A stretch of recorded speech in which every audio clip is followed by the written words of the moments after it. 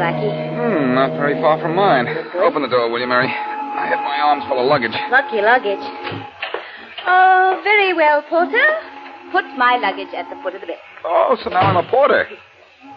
I'll put it where you want it, Lottie. Oh, fine. That will be all, porter. At the foot of the bed, please. It's very apparent, Lottie, that you've never been to sea. We seafarers call a bed a bunk. Well, it's a lot of bed. It's a lot of bunk. Oh.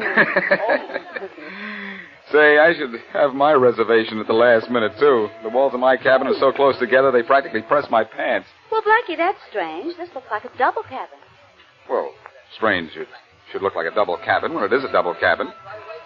But don't think you have to sleep in both bunks just to get your money's worth. I'll remember that. Will this be a long trip? No, just overnight. We get to Westfield in the morning, and then we'll have some fun. I thought you were making this a business trip for Charlie Kingston. It is, but business for Charlie always leaves time for fun.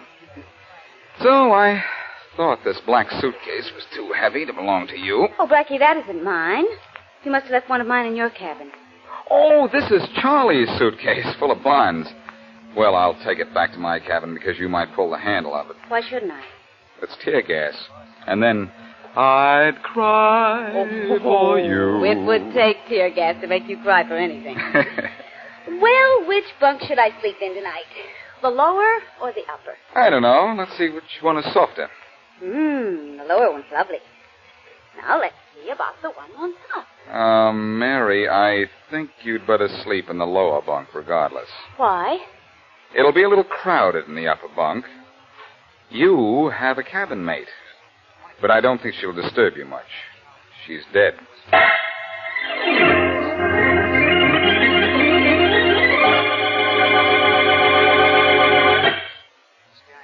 Now here's Richard Calmer's Boston Blackie. Enemy to those who make him an enemy, friend to those who have no friend.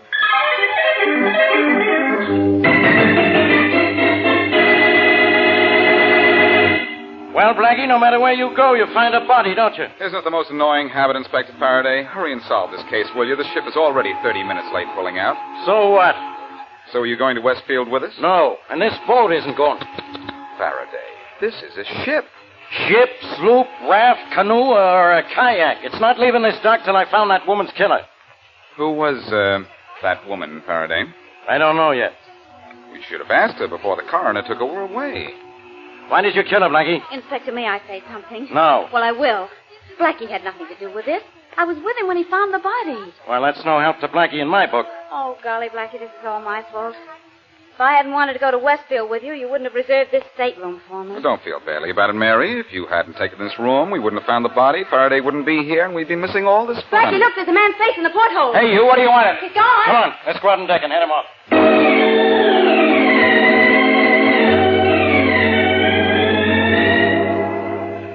Well, that was certainly a false alarm, Miss Wesley. But, Inspector, how did I know he wasn't snooping? Well, he wasn't. The first mate said he was trying to repair a broken guy wire or something.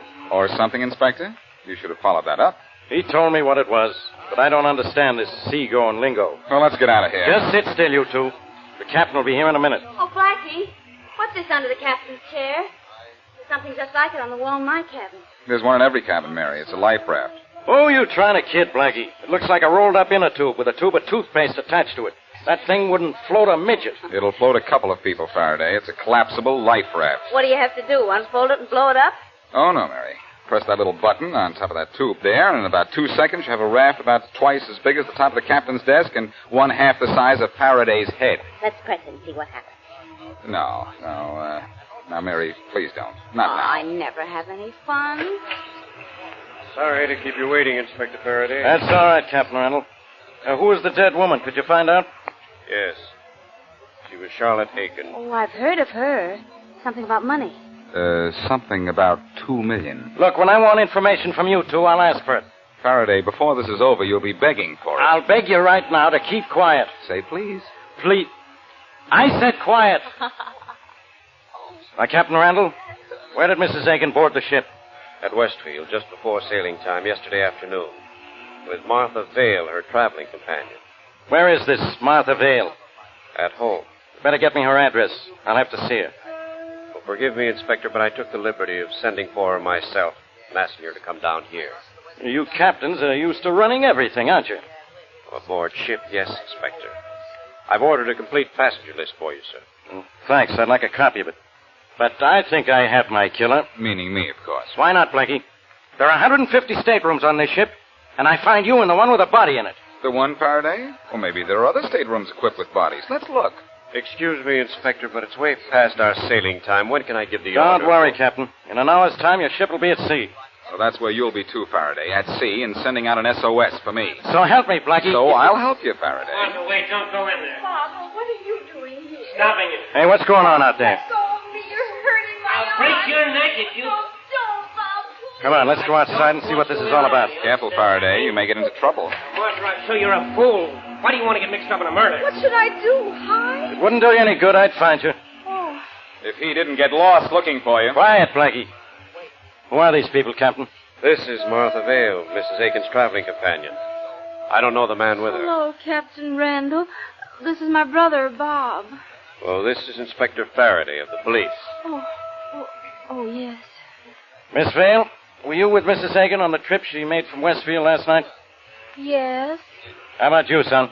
No, I never traveled with Mrs. Aiken. If I could have had my way, my sister wouldn't have been traveling with that Aiken woman either. All right.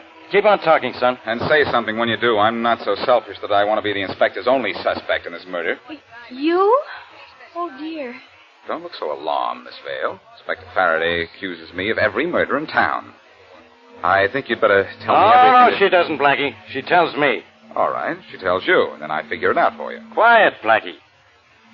Now answer a few questions for me, Miss Vale. Now remember, Martha, by law, you needn't say anything. Look, son, am I going to have trouble with you? I want my sister to know her rights. She's mixed up in this. She should see a lawyer before she answers you. And Faraday, why don't you stop asking all the stock questions and ask the one question that really should have an interesting answer? What are you talking about, Blackie? It seems very strange to me that Miss Vale should be traveling with Mrs. Aiken and get off the ship alone, leaving Mrs. Aiken in her stateroom dead. Excuse me, Inspector Faraday. Mrs. Aiken wasn't found in her own cabin. Hers was number 85. Her body was found in 22. That means something. Don't you wish you knew what? Oh, Blackie, darling, be quiet. All right, everybody. Into the captain's quarters for questioning. Oh, must you now? Sorry. Okay, everybody, get inside. Oh, now look what you've done, Martha. You've got us all involved in this thing. Coming, Blackie? The man called Faraday said everybody. Now, you stay here, Blackie. Faraday, are you ill? You're not going to question me? I'm going to question you, all right. Blackie, give the inspector nice answers. My very nicest. See you in the captain's quarters in a few minutes, Mary. Right. If I don't have him up in my quarters for a few years... Captain Randall, hold those people in your cabin till I'm ready for them. Of course, Inspector. Well? Well? All right, Blackie, what's this all about? You don't know, Inspector? Look, Blackie, I figured you knew something about this the minute I found you with that body. If you didn't think so, I'd be awfully disappointed, as a matter of fact. But, why don't you stop calling me names and start calling a few shots on Charlotte Aiken's death? Can you call any? Names or shots? Either. You really want to know who killed Charlotte Aiken? Well, I didn't come down here to go for a boat ride. All right, Faraday, I'll tell you all I know. Well? We went through that well routine already. I'm telling you all I know. You're not saying anything. That's because I don't know anything. About this case, that is. Well, I know something. The time of day, no doubt. Uh-oh. There goes that gun again. And here you go again, too. I know, down to headquarters. Oh, no, wise guy. You're holding out on me. You know something about this case you're not telling. And until you talk, I'm going to put you in your cabin under guard. Well, at least you think so much of me, you want to give me police protection. Come on. On second thought, Faraday, am I being put under protection for your sake or for mine?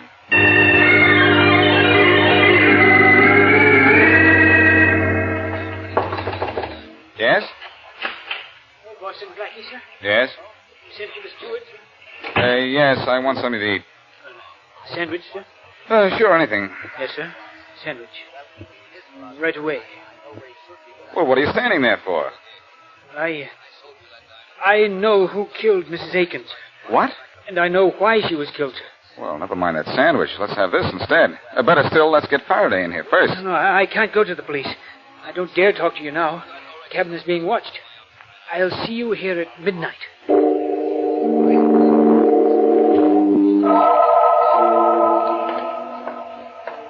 Nice of you to walk around the deck a few times, Faraday. Are you sure it's no bother? I even take my dog for a walk every night. 2 to 1, he outsmarts you. Very funny, Blackie. I didn't think so. Here's your cabin. Take a good deep breath of air because you're in for the night. Okay, Inspector, good night. Go on, Blackie, get in there. Alone? No, I'm going in with you. No, I'd rather be alone. I'd be in better company. Now, wait till I turn on the light. I just want to make sure you're not hiding something that... Oh, Faraday, stop looking so pleased with yourself. That's not a body in my bunk. It's just the steward. Why is he lying in your bunk? Maybe he's tired. Maybe I am, too. Or those half-wit remarks of yours. Well, he offered to come in here and tell me a little story entitled Who Done It. You mean he knows who killed Mrs. Aiken? That's what he told me. Let's wake him up and hear his story. Hey, steward, wake up. Wake up. Shake him. Before using? Very funny. Hey, Stewart. Wake up. Wake up! I know that booming voice of yours is disturbing, Faraday, but even you can't wake our friend up. Huh? He's dead. What? Hey, I know that boy. He's done time, and plenty of it. Well, he's not going to do any more. I guess I should have expected this. Don't move, Blackie. Oh, Faraday, put away that gun. I've got you for 2 murders now, Blackie. And I don't put this gun away till I put you away. For keeps.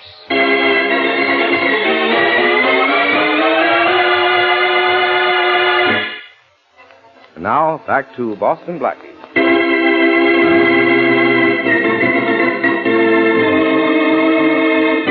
Blackie and Mary Wesley boarded the night boat to Westfield. But the journey was upset when the body of Charlotte Aiken, wealthy widow, was found in the upper bunk of Mary Wesley's stateroom. While Inspector Faraday was questioning Martha Vale, the dead woman's traveling companion, the steward of the ship came to Blackie and promised to tell him at midnight who killed Mrs. Aiken. At midnight, Blackie and Faraday found the steward dead. Faraday charged Blackie with killing him. And as we return to our story, the inspector is about to take Blackie to jail. All right, Blackie, move. Well, when I move, Faraday, I like to take my luggage with me. Okay, take the suitcases along. Thanks. Help me, will you? Okay. But knowing you, I'm going to carry the big suitcase. The little one will be no match for the big one if you start swinging it. I always said you'd make a good red cap. Boy, pick up the large suitcase, please. I'll carry the small one. And no more wisecracks, wise guy. Come on. After you? After you. You're not getting away from me this time. Oh, no? Hey, what's that hissing noise? Tear gas. Tear gas? I thought you'd try to be a wise guy and want to carry the big suitcase for your protection. This little one contains a tear gas bomb. For mine. What? Why are you carrying tear gas? Because the suitcase you're carrying contains $250,000 worth of negotiable bonds. Hey, Blackie, where are you? I'm right here, Faraday, by the door. Where's the door? I can't see a thing. Well, in a few seconds. You won't be able to see me either. I'm leaving. Blackie, come back here. Come back here or I'll kill you. Go ahead and shoot me, Faraday. I dare you. So help me, Blackie. I'll put you behind bars for this. Well, before you put me behind bars, Inspector, figure out how you're going to get out from behind this door. I'm locking it. Darling, what's the matter? Oh, Mary, where'd you come from? Well, Captain Randall's letting us take a walk on deck. Why are you crying? Faraday just told me the nicest thing. He never wants to see me again. So let's get off the ship and make sure he doesn't.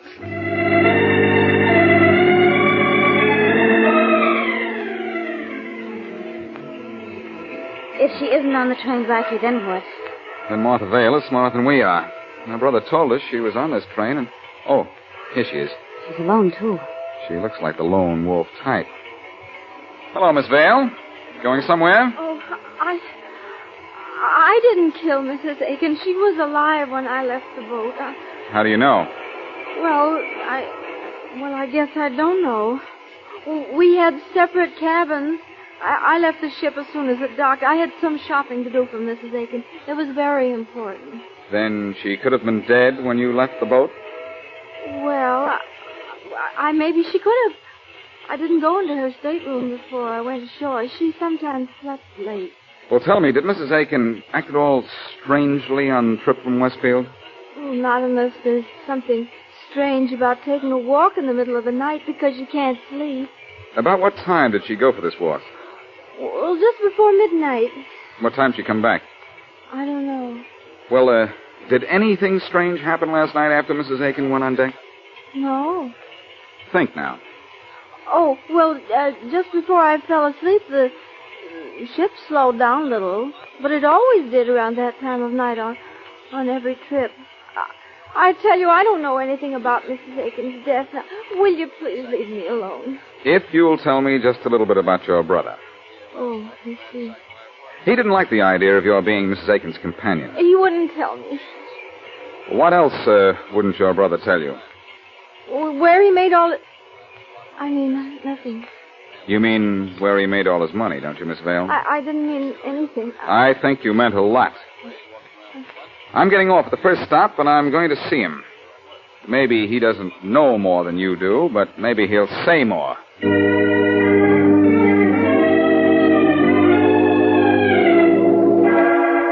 Mary, I found out from Robert Vale that his sister inherits Mrs. Aiken's money. Oh. What did you find out? Well, the Westfield night boat leaves Westfield at 7 in the evening and it arrives here at 9 the next morning. Did the steamship company tell you where the ship would be at midnight when it slowed down? Yeah, the clerk gave me this map. And here, he made a mark on it. The boat would be right here where the little X is. X marks the spot, huh? But I wonder what else it marks. Well, you're the great Boston Blackie. Why don't you swim out there and see? It's a good idea. Oh, Blackie, will you stop being silly? I'm dead serious. Only I'm not going to swim. We're going to trade water wings for airplane wings and fly out there. Come on.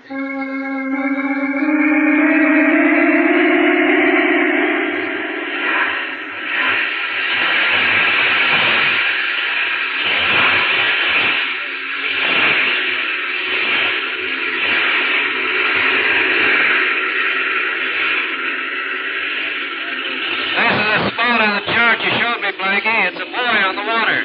Nice flying, buddy. We're right beside it. Is that chain hanging from the top of the buoy fastened to whatever holds it into the water? Yes, I think we...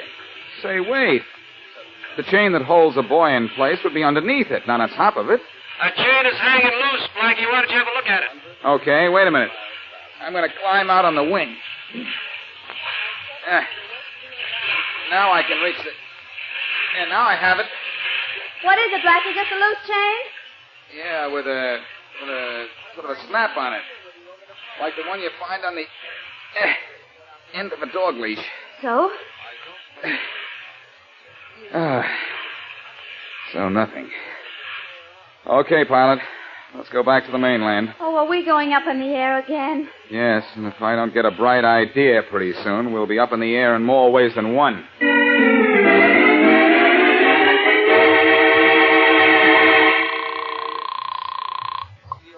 Inspector Faraday speaking. Hello, Faraday. This is Blackie. All right, Blackie, stay where you are. You're under arrest. And you're under delusions again, Inspector. I want some information. And I want you. Nice of you to say so, pal, but listen. You knew the steward who was killed in my cabin. What did he do time for? None of your business. It's your business, though, Faraday. Tell me, and I'll bring in your killer. Nothing doing. Okay, Faraday, if you don't want to solve this case... All right. But don't forget where you got the information. I don't think you'll let me. What was the steward sent up for? Smuggling. Now, is that any help to you? Probably not. You give such useless information, Faraday. So long. You listen to me, Blackie. Well, Mary, the steward was arrested for smuggling. Got any help? No, I don't see it. Smuggling? Smuggling, yes, of course. Of course it helps. How? The chain on the buoy. Smuggled goods from overseas was attached to it, then picked up by someone on the Westfield boat as it passed by. How does that explain Mrs. Aiken's death? She walked the deck of the boat last night and saw something she shouldn't have seen. That's right. The ship passes the buoy at midnight, and Martha Vale said that at exactly midnight Mrs. Aiken went for a walk on deck. Well, if Mrs. Aiken was killed last night because she went for a walk, we're going to solve this murder by a walk, too.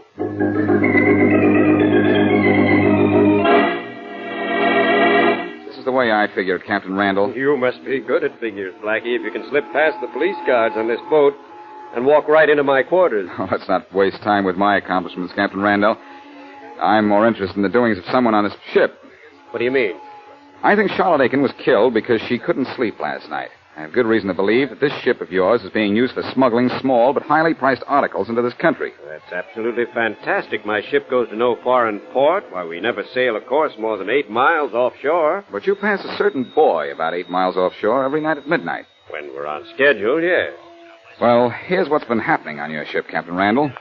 When it slows down as it passes that buoy, someone on the lower deck reaches out with a hook or something and very neatly catches a chain dangling from the top of the buoy. You know there's a chain on the top of that buoy? Yes, I looked at it myself.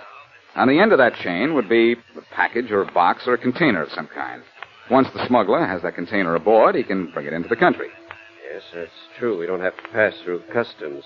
What makes you think my ship is used for smuggling? Your steward, the one who was found dead in my cabin, was once arrested and convicted for smuggling. Mrs. Aiken was killed because she was on deck at midnight last night and saw the smuggler at work. If she was killed at sea, why wasn't her body tossed overboard? The smuggler didn't have time for that, I suppose. But he put her body where he was sure it wouldn't be found. What do you mean? The killer checked the reservations list for the return trip and found the stateroom 22 would be empty. He hid Mrs. Aiken's body there, hoping to get rid of it at sea the next night. Oh, yeah. And the reason the steward was killed was that he saw Mrs. Aiken's body being taken into the cabin and was going to tell me. Blackie, you're too smart to live. Everybody pulls a gun on Blackie. What are you smuggling, Captain? Diamonds from Africa. My partners bring them from Africa as far as the buoy. I bring them the rest of the way. Just stand where you are. I just want to get a little closer to you, so when you shoot, you won't miss. I won't miss. Then I'll dump your body overboard. Well, when you do, will you throw this collapsible life raft in after me?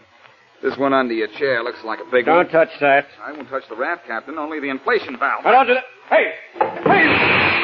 You look awfully silly on the floor, Captain. Kill you for this, Blackie. How are you going to kill me after I get this gun out of your hand? Let go! Let go of me! After you drop that gun. You're breaking my... All right, I've dropped it. Okay, Randall. Get up. I have a gun of my own. Don't shoot. Don't worry.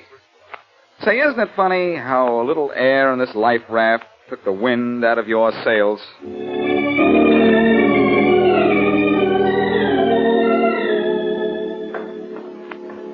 21, 22. Here's my cabin again, Blackie. Open the door, will you, Mary? I've got my arms full of luggage. Lucky luggage? Oh, I said that before, didn't I? I liked it just as much the second time. Oh, very well, Porter. Just put my luggage at the foot of the bed. Blackie, will we get to Westfield this time? I don't know. I can't guarantee anything. Well, do you think we dare look in the upper bed? I mean, bunk. I don't know. You look. No, maybe you'd better look. I'd rather you looked. Well, if you'll remember, last time I looked, we found a body up there. Oh, yes, that's right. All right. I'll look. Blackie! What, Mary? What is it? Believe it or not, there isn't a body up there.